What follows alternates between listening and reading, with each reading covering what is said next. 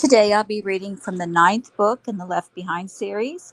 The name of this book is Desecration. Antichrist Takes the Throne. And today I'm reading chapter 2. Just before 9 a.m. and about an hour east of Mesquite, Raymond, David told Leah to pull over. "I'm sorry, everyone," he said, "but I just got something from Tyson you need to hear, and I have to get a message to Chang. It's too hard with this thing bouncing around in my lap." "Better hide the van," Max said. "We're pretty conspicuous." Leah checked her mirrors, switched into four-wheel drive, and aimed toward the sand. Abdullah sat up, fastened his seatbelt, and said, "You would think it was the end of the world." "Hilarious," Max said. Leah stopped a couple of miles off the road in the shadow of a small crag and two scraggly trees. David set his machine on the seat and stood outside, leaning in. The others stretched, then gathered to hear him read Tyson's copy of his back and forth with Chang.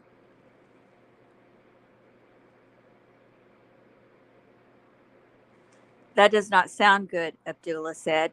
"What to do?" "I'd take a tone with that boy," Max said. "Just what I was thinking," David said. "Somebody update Rayford while I'm working here." "Got it covered," Max said, flipping open his phone. And then David wrote, "You've got time to interrupt Dr. Ben Judah, but not to check in with your immediate superior. You think this is a game, Chang? What happened to the smart aleck know-it-all who was going to handle all this in his sleep? Nobody begrudges you your second thoughts and spiritual Angus, but you had better come to grips with the fact that you accepted this assignment. Bottom line, Chang, is that you don't have time for this right now. Too many people are counting on you, and the very success of a life and death operation is in your hands. Doing harm to yourself because you can't figure out why God might have let something happen would be the most royally selfish act you could conjure up. Now, as soon as I transmit this, I want a reply from you that you're still on the job. If it is not forthcoming, I'll be forced to initiate the codes that destroy your setup and all the stuff I built there and explain to you. You know we can't risk your doing yourself in and leaving evidence that something was amiss. We need to know Suhail Akbar's plans on investigating the crash site. You need to hack into Sandra's files and be sure we're up to date on Carpathia's schedule. And if he holds meetings anywhere you can tap into, you got to direct that transmission to Chicago, to Miss B. Ramon, and to me. Where's the 216? Who's flying it? And is Carpathia using it for meetings? Hear me, Chang. Something you wrote to Dr. Ben Judah reminded me of something you said to me about this whole dual mark thing. I know you didn't take it on purpose, though you wanted me to think you got used to it right away and see, as you called it, the upside. But it's not so easy, is it? When we're all new at this and something doesn't jibe with what God seems to say about it. Dr. Ben Judah is the expert, and you've got him baffled. So I won't pretend to have an answer for you, but obviously something's not right. And I don't blame you for wanting to find out how God sees you now. There's no doubt in my mind that nothing can separate you from God and his love, but you're not going to have peace until you know for sure what really happened that morning. Now, again, let me be clear. This is not your top priority. Most important for you is to complete the tasks I listed above and make sure we're all safe and still undetected. Last we knew, Carpathia was to make his public appearance in Jerusalem at 11 a.m. Carpathian time. But once you're sure everything is under control and that we are all up to speed, try the coordinates I list below. It's a long shot, but I programmed in a string that might allow access to surveillance equipment I did not install. It's possible there's a record video or audio or both of what went on that day.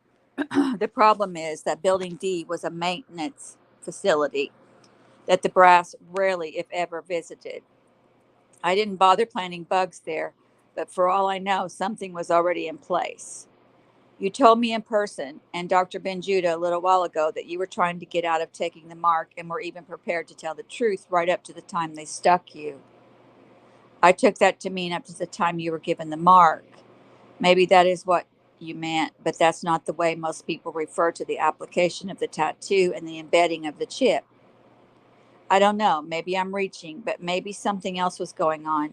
You never told me what happened from the time you got to the basement of Building D until you got to my office. Do you remember? And if not, why not? So, first, tell me you're there and doing your job. Give us everything we need, then see what you can find for Building D. Answer back as soon as you've read this. David transmitted the message, then let Mac read it before they headed off to Miss B. Ramon. Mac nodded. How much time do you give him? David shrugged. Not much, but I don't want to nuke the system because he's on a bathroom break either. Within minutes of their return to the road, David had a reply from Chang. Following orders. And Mr. Hasid, I thought the mark was administered in the basement of the palace. Blueprints show Building D several hundred yards from here. I have no memory of having been there. And by being stuck, I meant the anesthetic they gave me prior to the procedure. I thought that was done in the palace, too. In the meantime, Rayford was encouraged to hear how close the Quasi-2 quartet and Leah were to Miss B. Ramon. He told Mac about the weapons that George Sebastian was having flown in. Smitty will want to see those, Mac said. He was a combat man before he flew fighters, you know. Rayford hadn't known, and he could hear Abdullah in the background demanding to know what they were talking about. Just keep a rein on the camel there, Desert Boy, Mac said. You watch it, Texas Cowboy. I will learn some slurs about you and torment your ancestors. Just a minute, Ray, Mac said. Smitty, you mean my descendants. My ancestors are dead. So much the better. I will make them turn over in their tombs. Albie's a gun guy too, Rayford said, but I've had my fill. Anyway, I need both him and Abdullah in the air. He was glad to hear of Leah and Hannah's plans, but he fell silent at the news that David wanted to proceed everyone to Petra. In the background, he heard Hasid say, I wanted to tell him that myself, Mac. But as Rayford turned it over in his mind, David's setting up Petra for Chaim and the Israeli believers made sense. He asked Mac what anyone knew about Carpathia's latest plans. Mac brought him up to date on the troubles with Chang.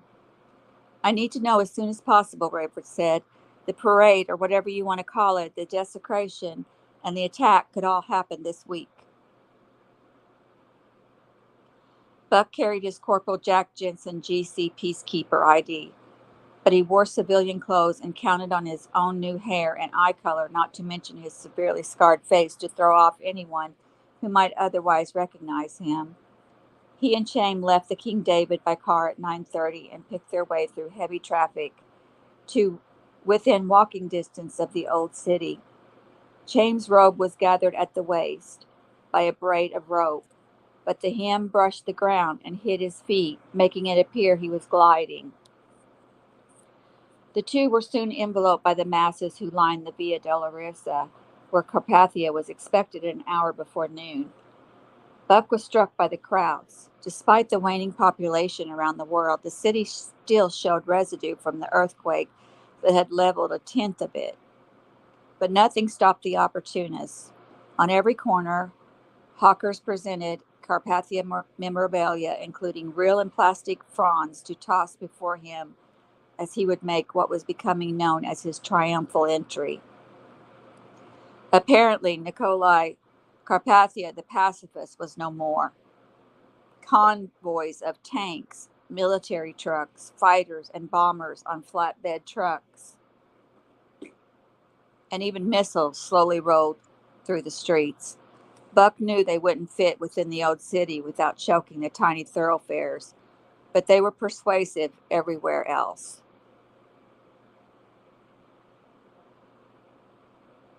Buck kept an eye out for Hattie and a hand on his phone, but he had long since despaired for a reasonable explanation for her disappearance. He tried not to think the worst, but reaching him or anyone else in the tribulation force should have been easy for her. Chaim trudged along beside him, hunched, hands deep in the folds of his brown robe, his nearly bald head hidden by the hood. He had uttered not a word since the hotel room experience. He had merely traded the King David terry cloth for the burlap-looking but soft flannel robe and slipped into his sandals. It seemed the city was short of peacekeepers, local or international. Many shop windows were boarded up, and anything and everything served as a taxi, even dilapidated private vehicles. At the occasional open appliance store, TVs blared from the windows as onlookers gathered and gaped. Buck put a hand on Chaim's shoulder and nodded towards such a place. They joined the crowd to watch a replay of the crash of the Quasi-2, coverage of rubber-gloved technicians picking through the wreckage, and the somber statements from Pojant Carpathia, Most High Reverend Father Leon Fortunato, Supreme Commander Walter Moon, and finally Security and Intelligence Director Suhail Akbar. Unfortunately, the latter said, while the investigation continues, we have been unable to confirm the evidence of any human remains. It is, of course, possible that 4 loyal patriots of the global community were vaporized upon impact in this tragedy. Medical personnel tell us they would have died without pain. Once we have confirmed the death's prayers, we'll go to the risen potentate on behalf of the eternal souls, and we will extend our sympathies to their families and loved ones.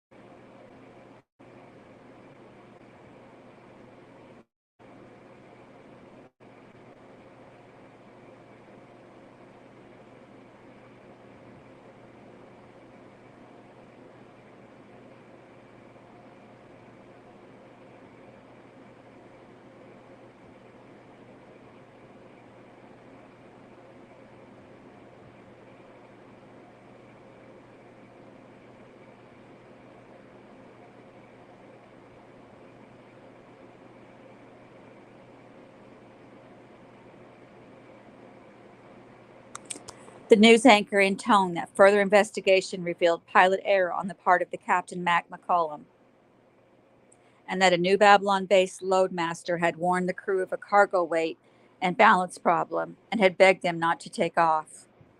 Buck knew he should dread what was coming, but having felt the presence of God at the King David, he was filled with courage. He didn't know how he and Chaim were going to avoid detection or what might happen once Carpathia had initiated his awful deed. He only wished he detected some evidence that Chaim had derived the same confidence from what had happened while they were on their knees. David and the others in the van listened to Suhail Akbar's conclusion on the radio as Leah found careful directions and pulled to within sight of the landing strip outside Misby Ramon. David was moved by the shock and sadness in the voice of Tiffany, his assistant, as she was interviewed about him. He wished he could tell her he was all right, but he feared some might already suspect that. He embraced Rayford, shook hands with Albie, and introduced Hannah all around. As the rest were briefed on plans wholly dependent on the unpredictable Carpathia, David was pointed to Rayford's quarters, where he cleared a table and set up his computer to monitor Wang's success at keeping up with the potent. The young man has succeeded in getting the latest copy of Carpathia's itinerary. It showed a meeting including NC, LF, WM, SA, and LH on the FX at 1,000 hours. I know that's now, Chang reported, but I'm lost after the initials for the four we know. Help. I don't know LH either, David wrote back. But come on, smart boy. Go fanatic and assume FX is the Phoenix and patch me in there. I've got the Akbar press conference downloaded. You want that first? Priorities, man. The press conference was broadcast internationally. David rustled through his bag for earphones and was slipping them on just as Chang made the connection to Phoenix. He felt the ambience of the idle plane, and Chang transmitted an inset screen listing GC replacement for David, Mac, and Abdullah. A. Figueroa for you, Chang wrote. Know him? Apparently they're not replacing Nurse Pale Moon. Still no idea who LH is. No need to prolong this meeting with Hut. That was clearly Carpathia. Get on with it. Right away, Excellency, Moon said. Leon, Reverend Fortunato would like to update you on the image and the animal. I just saw him. Where is he? The head, sir. Feeling some discomfort. What is the problem? I don't know. He was sitting right here a moment ago. Walter, squirming. About what? I'm sorry, sir. I will find out. Would you and get Akbar and Hut in here now? David heard Moon on a walkie-talkie directing someone to let Akbar and Hut board and have the purser check on Reverend Fortunato. Come back? Fortunato, first class can. Carpathia roared with laughter in the background. An apt description, Mr. Moon. I didn't mean that, sir. I was just... Can we get on with this, Walter? Should Fortunato not find his way back here? What is he going to tell me about the image and the animal? He didn't tell me, Lordship, but he seemed very excited. Until he went to the bathroom in discomfort. Exactly. After a few seconds of silence, Carpathia barked. Walter, tell Suhail if he does not have his new man aboard in 30 seconds. Supreme Potent Carpathia, sir. Security and Intelligence Director Suhail Akbar of Pakistan and Global Community Morale Monitor Chief Lauren Hutt of Canada. Akbar said, forgive the delay, Potent, but sit, both of you. Director Akbar, where did you find this tall specimen, and why is he not still a rodeo cowboy in Calgary?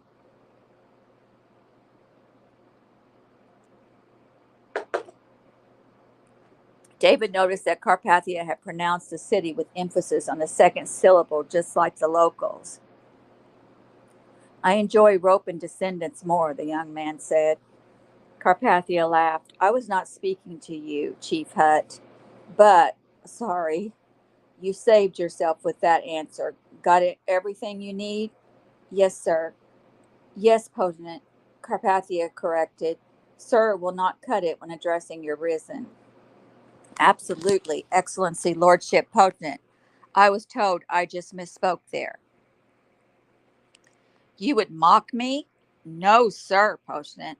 I asked you a question. I would not mock. Whether you have what you need, imbecile. Honestly, Director Akbar, this is the best we could do. He is quite accomplished and decorated, Excellency, and merely too intimidated in your presence to exhibit the loyalty he's known for. Indeed? Yes, sir, Potent. I'm loyal to you and always have been. And you worship me? Whenever I can. Carpathia chuckled. Is every morale monitor armed, Hut? Here in Israel, yes, they are, and everywhere else. They will be by the end of the next week. The sheer numbers. But we have the weapons. It's just a matter of getting them to everyone. Your top priority is here, Hut. You understand that? Absolutely. And then it is to arm every one of your troops, yes? What is the male-female ratio among the monitors? About 60-40 males, Excellency. About. It's almost exactly 58-42. Excellent, Leon. You are back. Forgive me, Lordship. Sit, please. Meet. I'd rather stand if you don't mind, Excellency, and I have met Mr. Hutt. Impressive young man.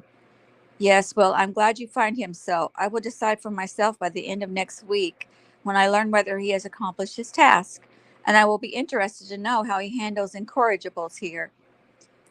In Israel, sir? Potent? Hutt said. That is what here would mean, yes. I just can't imagine anybody giving you a problem here.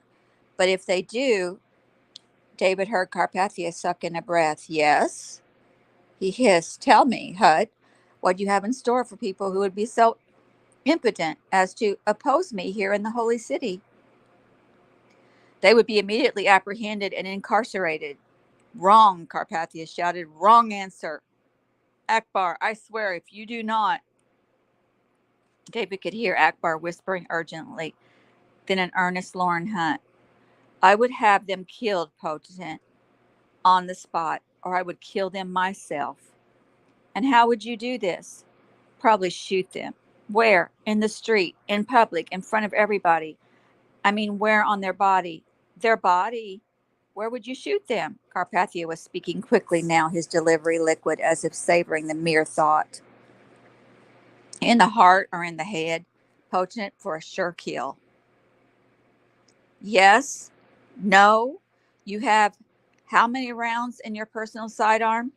Me? I'm carrying a semi-automatic handgun with a 9-round clip. Use it all. All? Start with the hands. First one, when they grab it, the other, as they scream and dance and turn and try to flee. Shoot first one foot, then the other. I see. Do you? As they lie howling and others abandon them in fear, you still have 5 rounds, do you not? Yes, Hutt sounded terrified. Both knees, each shoulder, particularly painful. Make them change their mind, Hutt. Make them say they love me and that they are sorry they opposed me. And you know what to do with the final round? A cliche, no creativity. David heard the leather seat squeak and imagined Carpathia shifting to act this out. You put the hot muzzle of the weapon to their forehead, right where their mark should be, and you ask if they are prepared to pledge their loyalty and to the heavens that they have seen the light. You give them their own mark. It will be the only round they do not hear or feel. And then what? And then what do you do, Hutt, with a dead victim at your feet, 9 rounds in or through the body? Surely you do not leave the carcass in the street. No, I'd have him hauled off to the guillotine. Sir, Potent, the price of disloyalty is the head, Hutt. But they are already dead, of course. But the world is clear on the choice and the consequence, friend. Dead or not, a disloyal citizen sacrifices his head. All right. Did you know, Hutt, that when a live victim is beheaded, the heart can continue to beat for more than half an hour? Apparently, Hutt was stunned to silence. It is true. That is a medical fact. Well, we would not be able to test it with a victim you riddled with bullets, would we? No. But one day we will get the chance. I look forward to it. Do you? No. You do not? I hope you are not too timid for your job, son. I'm not. I'll shoot your bad guys and chop their heads off, but I don't need to check the other victims to see if they're. Do you not? I do. This is life and death, Hutt. Nothing is pure. I have come to life to give life, but to the one who chooses to place his loyalty elsewhere, well, he has chosen death. What could be so stark, so clear, so black and white? I understand, Potent. Do you? I think so. You will? Yes. Now go. Big week ahead. Be prepared. David, chilled and disgusted, scribbled himself a note. It would be just like Carpathia to milk this for days. He heard Carpathia tell Moon to see Akbar and Hutt out and to leave him alone with Fortunato. Excuse us for a minute, would you? He said to others, apparently attending to them in the cabin. After a beat, Leon, do you not agree that fear is a form of worship? In your case, certainly, Excellency. The fear of our God is the beginning of wisdom. I like that. Biblical, is it not? Yes, Lordship. Sit, Leon, please. I'd like to, but will. All right. Leon let out a tiny cry as he settled. What is it, my friend? Food disagreeing with you?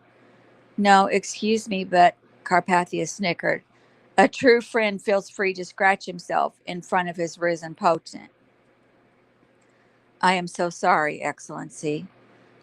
Think nothing of it. You are in such discomfort because your hip itches. I'm afraid it's more than that, sir, but I'd rather not. Bring me up to date on your assignments then. The animal is in place. You may feel free to call it what it is, Leon, the pig. Oh, I hear it. It is much more than a pig, a hog, a sow, a huge, ugly, snorting, smelly beast. Yes, sir.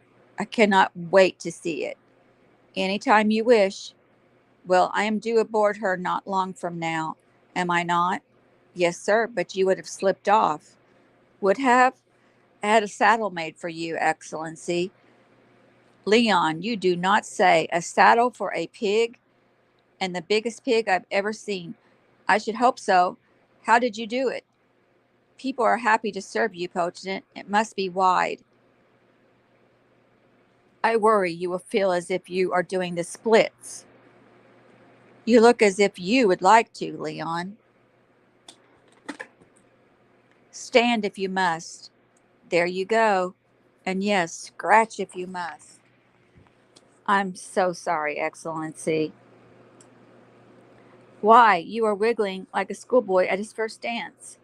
Forgive me. I'd better head back to the.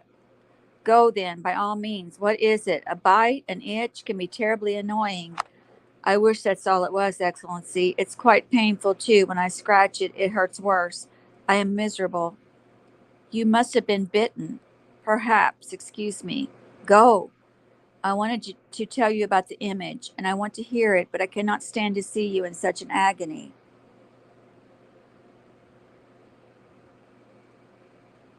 I will return before you must leave and tell you about it. David sat shaking his head.